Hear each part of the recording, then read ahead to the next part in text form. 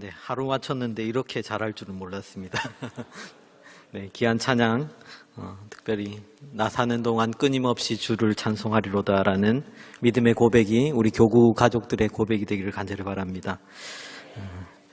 제가 수요예배 5주 서고 나서 한동안 설 일이 없을 줄 알았는데 이렇게 빨리 또다시 돌아올 줄은 몰랐습니다. 교회 안에 참 많은 직분들이 있습니다. 목사도 있고 장로도 있고 권사, 집사, 다양한 직분들이 존재하는데 그 가운데 성경에 나오지 않는 직분이 하나 있습니다. 뭐겠습니까? 권사는 성경에 등장하지 않습니다. 감리교 창시자인 존 웨슬레가 감리교를 만든 뒤에 자리를 잡아가는 과정에서 지도력이 부족한 가운데 그 평신도 지도력을 메꾸기 위해서 만든 제도가 바로 이 권사라는 제도입니다. 그래서 사실 감리교에서 권사라는 제도가 시작됐고 지금도 여전히 존재하는데 그러면 왜 장로교에도 권사가 있느냐 질문이 생기게 됩니다. 왜 장로교에 권사라는 직분이 생겼을까요? 1910년 장로회 동로회 그 회의록에 보면은 권사라는 용어가 처음 등장을 합니다. 그런데 이때 권사는 직분을 얘기하는 권사가 아니라 다른 의미입니다. 당시에 집집마다 돌아다니면서 전도를 했던 전도부인들을 가리켜서 권사로 칭했다라는 것입니다. 장로교에서 언제부터 권사제도가 생겼냐면은 사실 이것은 여성 차별에 대한 깊은 역사 때문에 그렇습니다. 1930년대부터 교계에서 여성들도 목사 안수, 장로 안수를 받게 해달라라는 요청이 일어나기 시작했습니다. 그런데 보수적인 장로교단에서 여성들에게 안수를 줄 수가 없었습니다. 그러다 보니까는 국려지책으로 만들어낸 제도가 그럼 우리도 권사제도를 만들자 해서 권사가 시작됐습니다. 여성들에게 안수는 줄 수 없지만은 그렇다고 해서 교회에서 정말 중추적이고 교회의 허리를 담당하는 여성들을 무시할 수가 없었기 때문에 남성들에게 안수 집사를 주듯이 여성들에게도 권사라는 직분을 만들어주자 해서 1955년에 권사제도가 생겨났습니다. 현재는 남성, 여성을 가릴 것 없이 우리 교단에서는 이미 목사, 장로 안수를 다 주게 되어 있습니다. 그렇기 때문에 사실 어떻게 보면은 이 권사라는 직분이 오늘날에 있어서 어떻게 보면 조금 무의미하다라고 생각할 수도 있겠지만은 이 한국 교회에서 어떻게 보면 기도의 어머니로서 또 교회의 허리가 되어서 열심히 교회를 이끌어 나갔던 권사님들의 그 귀한 헌신 또 희생을 부정할 사람이 아무도 없을 것이다 라고 생각을 합니다.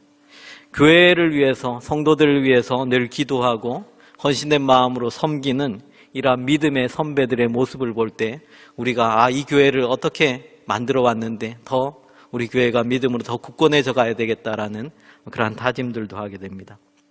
오늘 말씀 가운데에서 그러한 희생했던 그러한 헌신을 했던 한 사람의 이야기를 찾아보려고 합니다.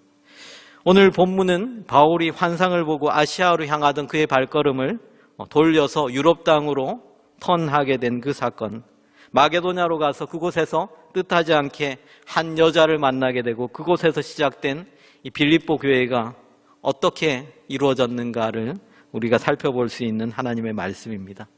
특별히 오늘 함께하는 각 교구, 각 겨자씨 식구들에게 주시는 귀한 하나님의 말씀을 듣는 시간이 되기를 간절히 바랍니다. 첫 번째 전도 여행에서 바울이 지금의 터키 지역이죠. 소아시아 지역을 찾아갔던 바울이 이제는 소아시아 북쪽 지역을 찾아가려고 했습니다.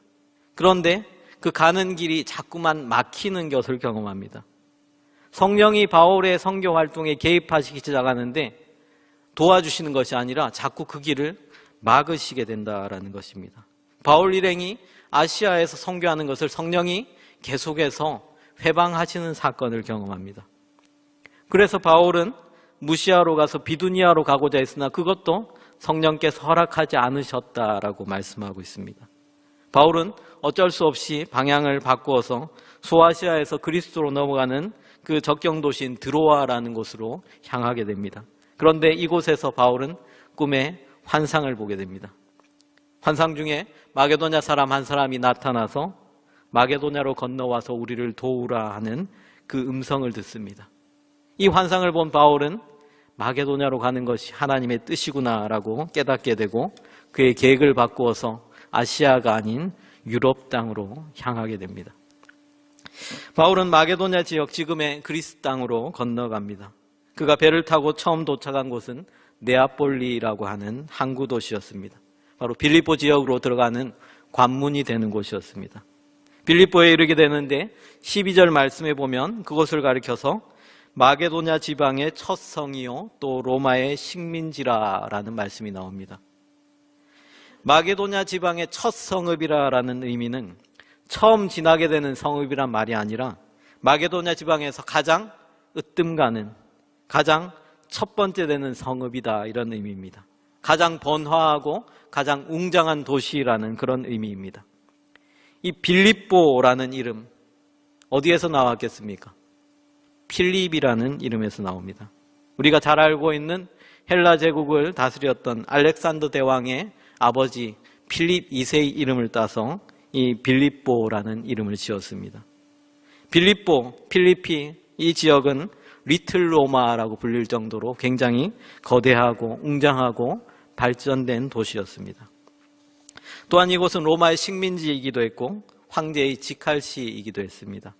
아시아에서 유럽으로 들어가는 중요한 통로가 되었고 정치, 문화, 사회적으로 굉장히 중요한 요충지였기 때문에 이 지역에 많은 로마인들이 거주했습니다. 그런데 이 로마인들이 사는 도시였기 때문에, 중요한 로마의 거점 도시였기 때문에 반드시 그 도시에는 로마인들이 살아야 했습니다. 그러다 보니까는 이방인들이 추방되기 시작했는데 그 추방의 1순위는 바로 유대인들이었습니다. 유대인들이 이 빌립보에서 다 쫓겨났기 때문에 이 빌립보에는 유대인이 없었습니다. 당연히 유대인들이 모여서 예배하는 회당조차 없었다는 것입니다. 바울은 항상 그가 전도여행을 할 때 가장 먼저 들리는 곳은 바로 유대인의 회당, 유대인들이 모여 있는 곳이었습니다. 그곳에 가서 먼저 유대인들에게 말씀을 전하고 그 이후에 이방인들에게 말씀을 전하는 것이 바울의 루트였습니다. 그런데 이제는 이곳에 오니 바울이 예배 드릴 만한 장소, 바울이 만날 만한 사람들이 없었다라는 얘기입니다. 그래서 바울은 기도할 처소를 찾아서 성에서 떨어져 있는 강가를 찾아갔습니다. 유대인들이 회당이 없는 경우에 반드시 바닷가나 강가에 가서 예배할 처소를 마련하곤 했는데, 왜냐하면은 유대인들은 항상 그 예배할 때 유대인의 정결 예식을 행해야 했기 때문입니다. 그 정결 의식에 필요한 것이 물이었기 때문에 강가이든지 바닷가이든지 물이 있는 곳을 찾았다는 것입니다. 그런데 이곳에서 바울 일행이 한 무리의 여자들을 만나게 됩니다. 아마도 이 여자들도 기도 처소를 찾아서 나온 유대의 여자들이었을 확률이 높습니다. 그런데 그 중에 아시아에서 온 한 여자가 있었습니다. 바로 오늘 말씀에 등장하는 루디아라고 하는 여자입니다. 루디아가 우리가 보기에는 이 여인의 이름일 것 같지만은 사실 루디아는 이 여인의 이름이 아닐 확률이 훨씬 더 높습니다.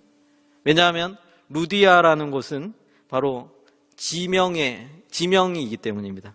소아시아 에베소 지역에 있던 고대 도시의 이름이 바로 리디아였습니다.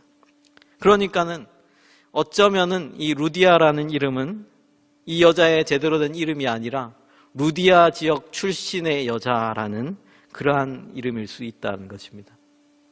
우리식으로 풀이하자면은 안성댁, 진천댁, 여수댁 이런 식으로 그 여인의 출신지를 붙여서 그냥 갖다 붙인 이름일 수 있다라는 얘기입니다. 실제로 사도 바울이 빌립보서를 썼을 때 이 빌립보 교회의 가장 중추적인 역할을 했던 이 루디아 이름이 빌립보서에서 등장하지 않는 것을 볼 수 있습니다. 그래서 많은 사람들이 루디아의 본명은 루디아가 아니라 아마도 빌립보서 4장에 나오는 순두계라든지 요디아 같은 여인이 루디아였을 것이다 라고 추측하기도 합니다. 어쨌든 이 여인에게 제대로 된 이름이 없었다라는 것은 그 여인의 신분이 어떠했는지를 알게 해주는 대목입니다. 두아디라에서 온 루디아, 이방인 중에서도 별 볼 일 없는 여자, 천대받던 한 여인을 통해서 하나님이 역사하시기 시작합니다. 하나님이 일하시는 방법은 늘 이렇게 됩니다. 대단한 사람들, 많이 배운 사람들, 많은 달란트를 가진 사람이 아니라 가장 천대받고 무시받는 사람들 통해서 가장 낮은 자리를 통해서 역사하십니다. 빌립보 황제의 도시라는 이곳에서 정치가나 군인이나 훌륭한 장관들, 학자들을 통해 하나님의 말씀이 전해지지 않았습니다. 당시로서는 상상도 할 수 없는 비천한 이방 여인을 통해서 하나님의 복음이 전해지게 되었다는 것입니다.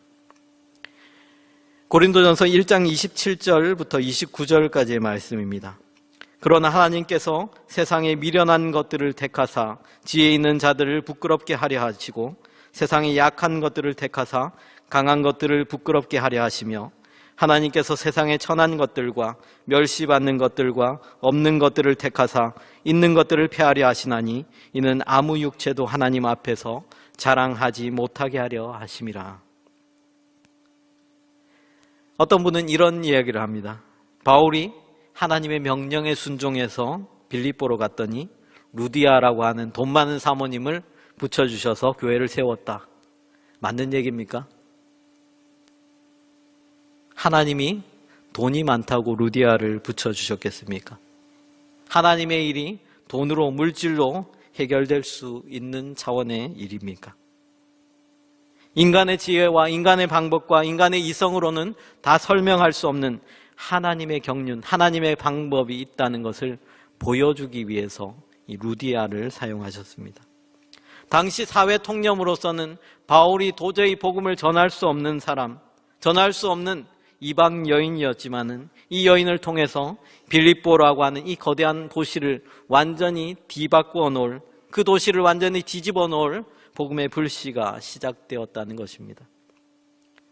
오늘 예배하는 우리 모두에게 이 루디아와 같은 하나님께서 사용하시는 믿음의 사람들로, 헌신된 일꾼들로 다짐할 수 있는 귀한 시간들이 되시기를 간절히 축복합니다. 첫 번째로 루디아는 말씀을 듣고 그 마음을 열어서 하나님의 말씀에 순종한 여인이었다라고 기록하고 있습니다. 우리 14절 말씀 한번 같이 다시 읽겠습니다. 14절입니다.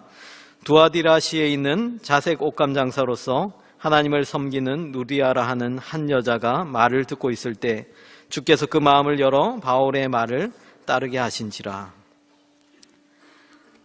들을 수 있는 사람, 들을 수 있는 귀를 가진 사람은 축복된 사람입니다. 많은 사람들이 자신의 말은 잘하지만은 듣는 것을 못하는 사람들이 있습니다.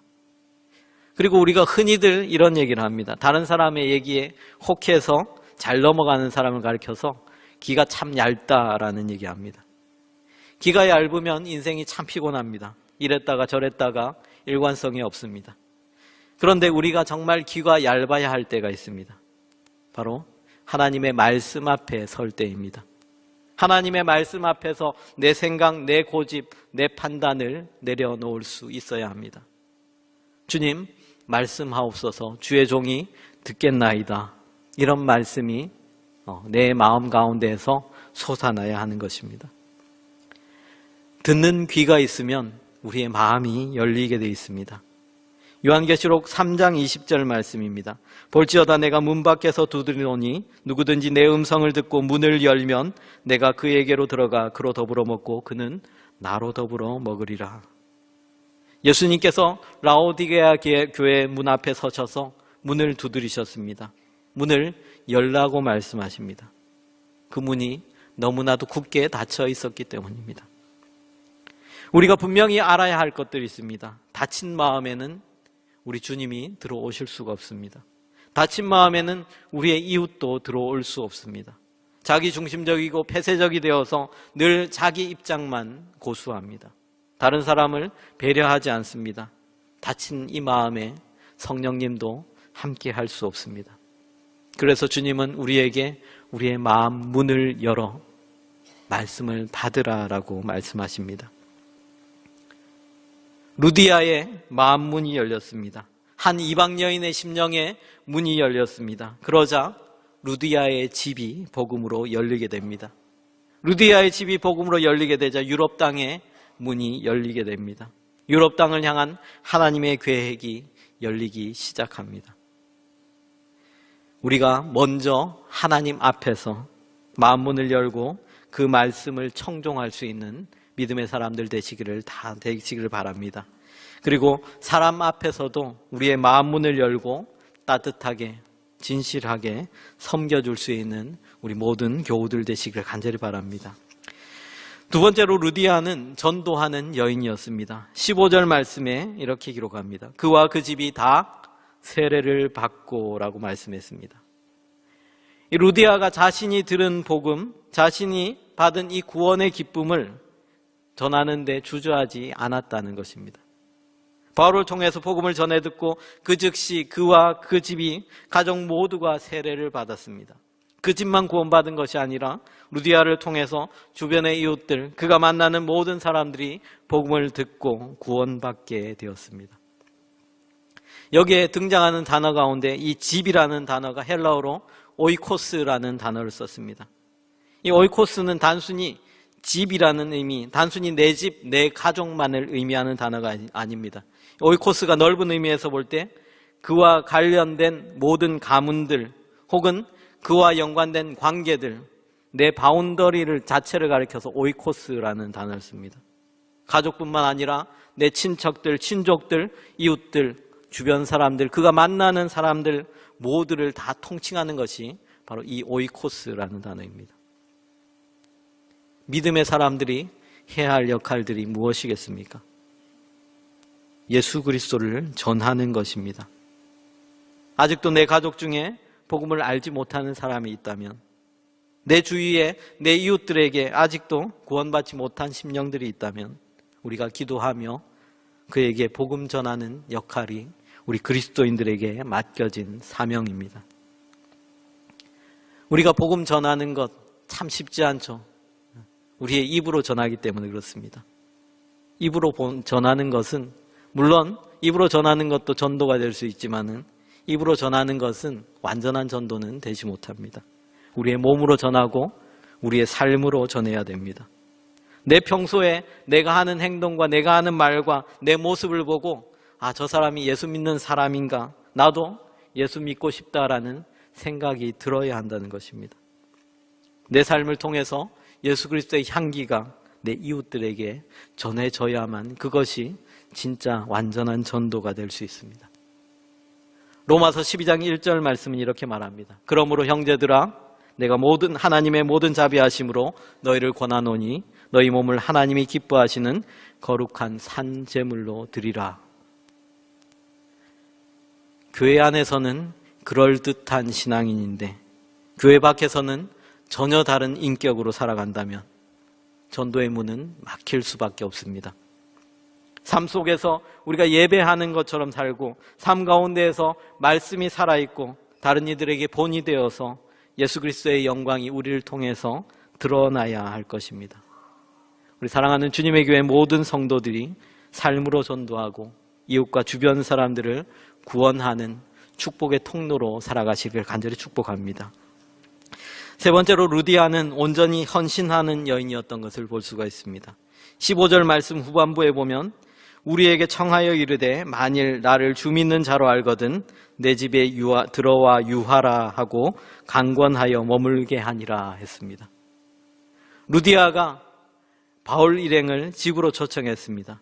그런데 단순한 초청이 아닌 것을 나중에 뒤에 가면 볼 수가 있습니다. 16장 40절 말씀에 보면 바울과 실라가 감옥에서 풀려나서 어디로 향하게 되냐면 바로 옥에서 나와 루디아의 집에 가서 형제들을 만나보고 위로하고 가니라 이렇게 말씀합니다. 루디아의 집에 갔는데 예수 믿는 형제들이 있었다. 무슨 의미겠습니까? 루디아의 집이 이미 믿는 사람들이 모여서 예배하는 예배당이 되었다. 빌립보 교회가 되었다라는 얘기입니다. 자기의 집을 교회로 제공한다. 절대 쉬운 일이 아닙니다. 섬김은 물론이고 자신의 사생활마저 포기해야 했을 것입니다. 초대교회가 얼마나 시도 때도 없이 모이고 나누고 섬기는 교회였습니까? 루디아의 직업이 자주 옷감 장사였다라고 성경이 기록되어 있습니다. 당시에 자주 옷감이라는 것은 왕이나 귀족들이 입는 천이었기 때문에 분명히 루디아는 경제적으로 넉넉한 사람이었을 것입니다. 그런데 아무리 넉넉하다고 해도, 아무리 경제적으로 여유가 있다고 하더라도 자신의 집을 교회로 만들어서 성도들을 섬긴다라는 건 참 쉽지 않고 참된 헌신 없이는 불가능한 일이었을 것입니다. 몇 달 전에 저희 교회는 아니고요, 다른 교회 교우의 집을 잠깐 초청받아서 방문한 적이 있습니다. 그런데 그 집의 구조가 참 특이했습니다. 본인이 직접 설계하고 지었다라고 했는데 방은 너무나도 비정상적으로 작게 만들었고 거실은 비정상적으로 크게 만들어 놨습니다. 분명히 2식구밖에 살지 않는데 왜 이렇게 거실을 크게 만들었을까? 그리고 그 거실 한 복판에는 10명 넘게 앉을 수 있는 기다란 탁자가 놓여 있었습니다. 왜 집을 이렇게 디자인하셨습니까? 라고 물어보자 그분이 이런 얘기를 했습니다. 제가 우리 셀 모임에 제가 목자인데 우리 식구들 다 모이려면은 이렇게밖에 못합니다 라고 얘기하시더라고요. 저 그 얘기 듣고 굉장히 충격을 받았습니다. 이 정도로 자신의 어떤 소그룹을 위해서 헌신할 수 있는 사람이 있다면 그 소그룹과 그 교회는 영적인 재생산이 일어나지 않을 수가 없겠구나라는 것을 생각하게 됐습니다. 우리가 하나님의 일을 위해서 이렇게까지 헌신하지는 못하더라도 루디아처럼 하나님께 내 시간을 드리고 내 물질을 드리고 내 몸을 들여서 맡겨드리는 그러한 귀한 헌신이 있게 되기를 간절히 바랍니다. 그러한 헌신을 통해서 빌립보 교회가 세워지게 되고 그곳을 통해서 전 유럽의 복음의 물결이 흘러 넘치게 되었습니다. 우리 장로님들, 우리 집사님들, 권사님들의 귀한 헌신을 통해서 우리 주님의 교회가 이렇게 세워져 가고 우리 교회를 통해서 복음의 능력이 이 세상 가운데 흘러 넘치게 될 줄 믿습니다. 여러분, 빌립보 교회를 생각하면 어떤 단어가 떠오르십니까? 바울이 빌립보 교회에 보낸 그 빌립보서 서신 가운데 가장 많이 반복되는 단어가 무엇입니까? 기쁨, 기뻐하라라는 단어입니다. 바울은 옥중에서 이 빌립보 교회에 편지를 보내면서 기뻐하라, 내가 너희를 생각할 때마다 너무나도 기쁘다. 너희 물을 위하여 내가 항상 기쁨으로 간구한다. 주 안에서 항상 기뻐하라. 나의 사랑하는 형제들아, 나의 기쁨이요 면류가 아닌 사랑하는 자들아. 바울에게 가장 큰 기쁨이 되었던 교회, 바로 그 빌립보 교회. 내가 예수 그리스도의 심장으로 너희를 얼마나 사랑하는지 하나님이 내 증인이시다, 그렇게 고백했던 그 교회가 유럽 대륙을 예수 그리스도의 복음으로 물들이는 도화선이 되었습니다. 그 빌립보 교회가 누구로 인해 시작됐습니까? 사도 바울이 아니라 루디아라고 하는 한 여자로 말미암아 시작됐습니다. 아무도 눈여겨보지 않았던 여인, 당시 유대인들의 생각으로는 절대 상종하지도 함께 말을 섞지도 말아야 할 낮고 천한 여인, 강가에서 만났던 그 한 여자를 통해서 교회는 세워져 갔고 오늘날 많은 사람들의 기억 속에 남아있는 위대한 믿음의 사람으로 기록되어 있습니다. 한 아빠와 아들이 있었습니다. 아빠가 아들에게 이렇게 말했습니다. 아빠랑 가위바위보 하자. 네가 이기면은 내가 네 부탁 무엇이든지 다 들어줄게. 아빠, 그럼 내가 갖고 싶은 거 다 사줄 거야? 물론이지. 네가 갖고 싶은 거 다 말만 해. 네가 이기면 아빠가 사줄게. 아빠는 아들과 매일매일 가위바위보를 했습니다.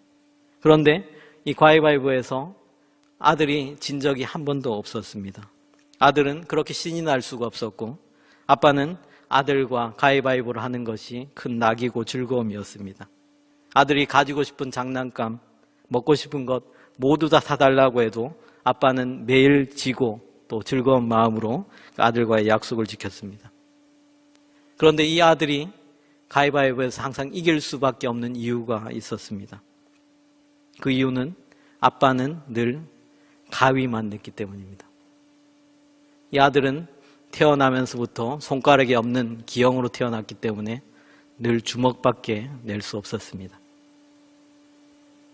아들이 혹여나 상처받지 않을까, 혹여나 주눅들지 않을까 아빠는 매일마다 가위를 내어서 아들에게 져주고 아들이 아직 어려서 알 수는 없지만은 그 아들이 언젠가 커서 언젠가 자랐을 때 아빠가 나를 위해서 일부러 져주었구나라는 사실을 깨달을 때까지 언제까지나 그 아빠는 가위만 되었다는 것입니다. 제가 왜 이 얘기를 드릴까요? 우리 교자씨에서, 우리 교구에서, 우리 가족들이 때로는 좀 바보 같아 보이고 때로는 내가 좀 손해보는 것 같아도 우직하게 교회와 성도를 섬기는 그러한 교자씨 인도자, 권찰, 또 우리 교자 식구들이 되었으면 하는 바람으로 이 말씀을 드립니다. 저 집사가 나를 참 힘들게 해도, 나를 참 괴롭혀도, 내 교자 식구가 참 마음에 안 들고 눈에 차지 않아도 져주고 품어주고 기도해주고 기꺼이 섬겨줄 수 있는 우리 공동체가 되었으면 좋겠습니다. 이것이 목자의 마음이고 그리스도인의 마음이고 우리 주님의 마음입니다. 여러분들이 마음을 열어서 이 루디아처럼 말씀을 청종하고 만나는 사람마다 복음의 기쁜 소식을 전하시기를 바랍니다. 기쁨으로 마음을 다해서 교회와 성도들을 섬길 때 우리 주님의 교회가 더욱더 믿음의 반석 위에 굳건히 세워져 갈 것입니다. 여러분의 헌신, 여러분의 귀한 섬김이 루디아처럼 아름답게 열매 맺는 귀한 은혜가 우리 모든 겨자씨 가족들에게 함께 있게 되기를 우리 주 예수님의 이름으로 간절히 축복합니다. 함께 이 시간 찬양하며 나갔으면 좋겠습니다. 주님 내가 여기 있사오니 함께 찬양드리며 우리의 헌신과 결단을 다짐하며 하나님 앞에 나가겠습니다.